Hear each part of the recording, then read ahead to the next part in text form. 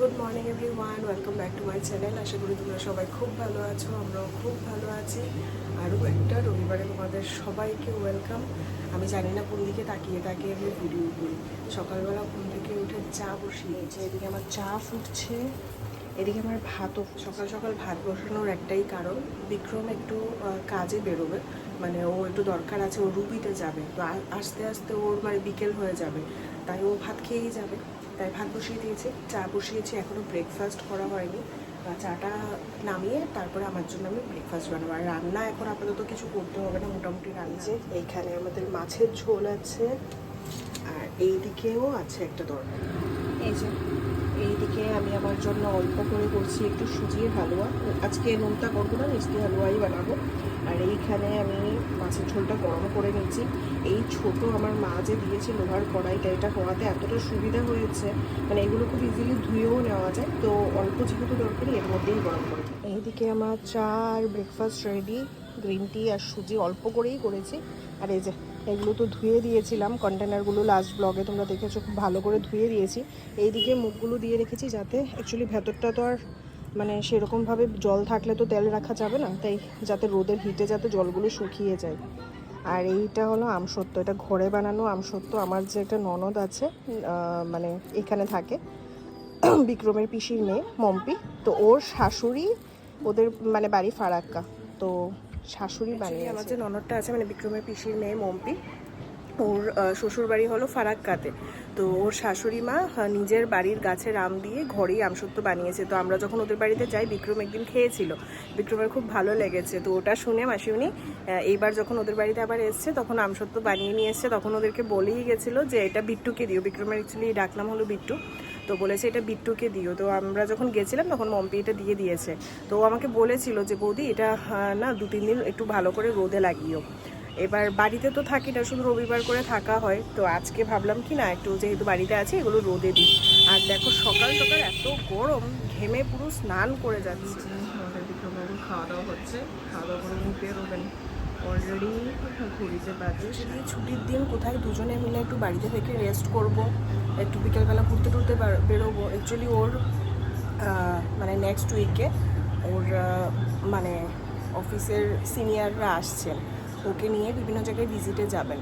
তো ওই কারণে লাস্ট মিনিটে তো টুকিটাকি কিছু কাজ থাকে, যেহেতু সিনিয়ররা আসছে, তো ওই কারণে ওকে আজকে সানডেতে একটু বেরোতে হচ্ছে। হয়তো বিকেলের মধ্যে চলে আসবে। তারপরে দেখি কিন্তু এত গরম, এই যে ফ্যানটা, আমরা বাড়িতে থাকলে 24 ঘন্টা ফ্যানটা চলে, কিচ্ছু করার নেই, এত গরম। চলো, বিক্রম তো খাওয়া দাওয়া করে বেরিয়ে গেছে, এবার আমি রান্নাঘরে যাই। আমার আর একটু অল্প কিছু কাজ বাকি আছে, সেই কাজগুলো কমপ্লিট করে এসে তারপরে স্নান করব, পুজো দেবো। আর আজকে বাইরে রোদের তাপটা একটু কম আছে, একটু ম্যাগ আছে, দেখি যদি একটু বৃষ্টি হয়। চলো ঝটপট, অনেকটা লেট হয়ে গেছে, অ্যাকচুয়ালি একটা ফোন এসেছিলো, একটু কথা বলছিলাম। ঝটপট গিয়ে এবার রান্নাঘরের কাজগুলো সেরে তারপরে স্নান করে আগে পুজোটা দিয়ে নিই। আমি এখানে ডিম সেদ্ধ বসিয়ে গেছিলাম ফোনে কথা বলতে বলতে। তো আজকে ডিম রান্না হবে। এইখানে অল্প একটু সয়াবিন ভিজিয়ে রেখেছিলাম, ডিম আর সয়াবিনটা একসঙ্গে রান্না। আমি লাল লাল করে এদিকে আলু ভেজে নিয়েছি, ডিমগুলো এদিকে ভেজে নিচ্ছি, আর এইখানে সয়াবিনটা একটু সেদ্ধ করে নিয়েছি। চলো, এদিকের কাজ তো মোটামুটি কমপ্লিট। এগুলো ভেজে টেজে রেডি করে রেখে দিয়েছি। পেঁয়াজ জলে ভিজিয়ে রেখেছি, নাহলে আমার প্রচণ্ড চোখ জ্বালা করে। রসুনটা জলে ভিজিয়ে রেখেছি, ছাড়াতে সুবিধা হয়। আদাটা এখানে রেখেছি, সয়াবিনটাও সেদ্ধ হয়ে গেছে। আর এই যে তেলের কন্টেনারগুলো লাস্ট ব্লগে তোমাদেরকে দেখিয়েছিলাম, তেলের কন্টেনারগুলো এনেছি, এগুলো এইখানে রেখেছি। রান্নাঘরের কাজ কমপ্লিট। এবার আগে যাব, গিয়ে স্নান করব, পুজো দেবো, তারপরে যাওয়ার হবে। উফ, তোমাদেরকে একবার দেখাই, দাঁড়াও, দেখো অবস্থা, দেখেছো? ঘেমে পুরো স্নান করে গেছি। আজকে কিন্তু রোদের এত নেই, তাপ নেই। বৃষ্টি হবে কিনা জানি না, ম্যাঘ আছে আকাশে। চলো গিয়ে স্নান করে নিই। আবার কতগুলো দেখো কাপড়, এগুলো তুলতে হবে, ভাঁজ করতে হবে। ছুটির দিনে কাজ করতে করতেই কেটে যায়। এই দেখো আকাশে কিন্তু ম্যাঘ আছে, হোক বৃষ্টি।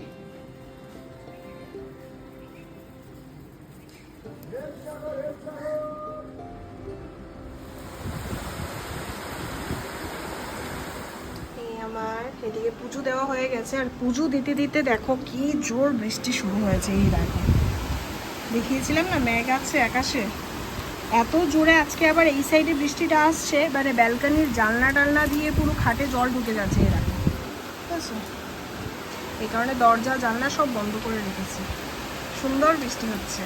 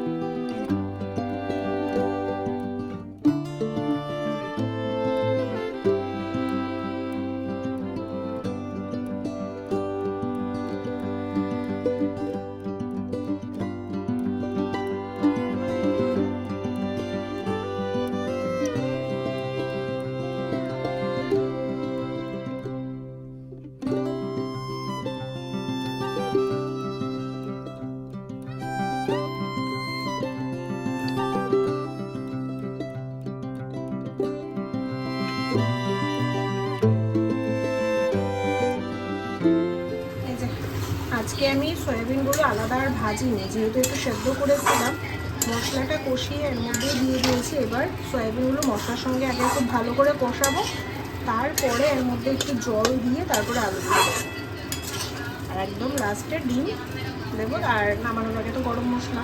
এরকমভাবে মানে ডিম আর সয়াবিন একসঙ্গে করে রান্না করে খেতে দারুণ লাগে। এটা কষানো হোক আস্তে আস্তে। আর এইদিকে এই বোতলটাতে আমি সর্ষের তেল ঢালছি, এটা এরকম করে উপর করে দিয়েছি, আস্তে আস্তে তেলটা করুন। আর এইটাতে আমি রাখবো মানে রাইস ব্রেন অয়েল বা সয়াবিন অয়েল আমরা যেটা খাই, তো এটাতে এটা রাখবো। আর এইটাতে থাকবে সর্ষের তেল। এই যে এদিকে আমার সয়াবিনের তরকারি অলমোস্ট রেডি, মানে সয়াবিন আর ডিমের তরকারি। ঝোলটা দেখতেই পাচ্ছ ফুটে উঠেছে। এবার এর মধ্যে জাস্ট ডিমগুলো দিয়ে দেবো আর একটু গরম মশলা। আর এই রান্না করতে করতে এদিকে আমার খাওয়াও কমপ্লিট, মানে লাঞ্চ কমপ্লিট। কি বৃষ্টিটা হলো, একদম সব মানে উড়িয়ে নিয়ে যাচ্ছে এরকম বৃষ্টি, কিন্তু সুন্দর বৃষ্টি শেষ। মাঝখান থেকে আমার ব্যালকনিটাকে পুরো ভিজিয়ে দিয়ে গেছে, যদিও শুকিয়ে যাবে। ঘড়িতে বাজে 5:25। সেই যে একটু বৃষ্টি হলো, তারপরে তো আর বৃষ্টি হয়নি। তো আমি এতক্ষণ ঘরেই শুয়ে শুয়ে মোবাইল দেখছিলাম। এই যে এখন একটু আম কেটে নিয়েছি, আম খাবো। কিন্তু যেহেতু আজকে বৃষ্টি হয়েছে না, দেখো মানে সুন্দর, কিন্তু বাইরে বেশ মনে হচ্ছে যেমন সন্ধে হয়ে যাচ্ছে, কিন্তু এত তাড়াতাড়ি নর্মালি কিন্তু হয় না অন্যদিন সন্ধে। আজকে দেখো পুরো মেঘ করে আছে, তো মনে হচ্ছে যেমন সন্ধে হয়ে গেছে। চলো মিষ্টি মিষ্টি আমটা আমি খেয়ে নিই। এইদিকে আমার সন্ধে পুজো দেওয়া সব কমপ্লিট, আর বিক্রম এখনও আসেনি। এইদিকে আমি কিছু শাড়ি বের করে রেখেছি। শাড়ি তো আমি পরিই না, তোমরা খুব রেয়ারই হয়তো আমাকে শাড়ি পরতে দেখো, কিন্তু এখানে এক গাদা আমার নতুন শাড়ি আছে। এই যে নতুন অনেকগুলো শাড়ি আছে, যেগুলো ফলস পিকো করাতে হবে, ব্লাউজ পিসগুলো কাটিয়ে আনতে হবে। ব্লাউজ পিসগুলো পরে আমি নিউ মার্কেটে যেখানে বানাই সেখানে দিতে যাব।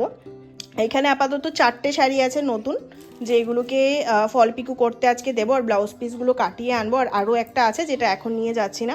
এই শাড়িটা আমার শাশুড়ি মা পাঠিয়েছিল আমার জন্য, এইটা একটা শাড়ি। আর এই যে এই শাড়িটা, এই দুটো শাড়ি শাশুড়ি মা আমার জন্য পাঠিয়েছিল। এই শাড়িটা বেশ সুন্দর, কিছুটা অর্গানজা টাইপের, কি নাম আমি জানি না, আমি শাড়ির অত নাম জানি না, পরিও না। তো এই দুটো শাশুড়ি মা পাঠিয়েছিল। আর এইটা তো আমি পরেছিলাম অফিসের রক্ষতিথি আর পুজোর দিন। আর এইটা তো ওই আমার টিস্যু কাঞ্জিবারম শাড়িটা, যেটা তোমাদেরকে দেখিয়েছিলাম যে বিক্রম, প্যাকেটই খুলে গেছে, যেটা দেখিয়েছিলাম যে বিক্রম আমাকে পুজো উপলক্ষে, আর পয়লা বৈশাখ উপলক্ষে কিনে দিয়েছে। এখানে আমি এখন কতগুলো নেল পালিশ নিয়ে বসেছি। স্টুডিওর প্রচুর সুন্দর নেল পালিশ পাওয়া যায়। দেখো আমার ফোনে অ্যালার্ম দেওয়া ছিল 6:47 অ্যালার্ম বাজছে, আমিও তো ভাবছি কিসের আওয়াজ হচ্ছে। জুডিওতে ভীষণ সুন্দর কালার পাওয়া যায়। তো এইখানে আমি 4টে নেল পালিশ নিয়েছি। আমি অনেক দিন যাবত নেল পালিশটা চেঞ্জ করছি না, আমি এগুলো তুলেছি, হাতে নেল পালিশ পরবো, পায়েও পরবো। তো কোনটা পরবো আমি জানি না, এইটা পরা ছিল, তো এইটা নিশ্চয়ই পরবো না, এই 3টে থেকে কিছু একটা পরবো। ভীষণ সুন্দর নেল পালিশ জুডিওতে পাওয়া যায়। এই যে ফাইনালি আমি এই কালারটা পরেছি, পায়েও সেম কালারই পরেছি, পায়েও এই কালারটা পরেছি আর হাতেও এইটাই পরেছি। সাইডগুলো দিয়ে লেগে গেছে, এগুলো শুকিয়ে গেলে তারপরে তুলে দেবো। চলো বিক্রম বাড়িতে চলে এসছে, এবার বেরোবো, একটু কাজও আছে আর একটু চাটা খেয়ে, চাটা খেয়ে যা কাজ বাজ ছিল সব সেরে চলে এসেছি। এবার ফ্রেশ হবো। আমি তো ভাতটা রান্নাই করে গেছিলাম আর এখন অলরেডি ঝিরিঝিরি বৃষ্টি পড়ছে, ঘড়িতে বেশি বাজে না, 9টা বাজে। একটু শুয়ে শুয়ে মোবাইল দেখবো, তারপর ডিনার ফিনার করে শুয়ে পড়বো, কালকে আবার এই যে আমরা চলে এসেছি চা খেতে। দিনের শেষে 1 কাপ চা না হলে হয়।